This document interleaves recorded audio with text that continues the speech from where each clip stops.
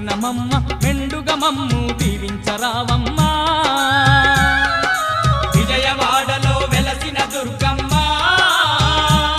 నీ పూజకు పువ్వులు తెచ్చినమమ్మ మెడలో దండలు వేసినమమ్మ మెండుగా మమ్ము దీవించరావమ్మా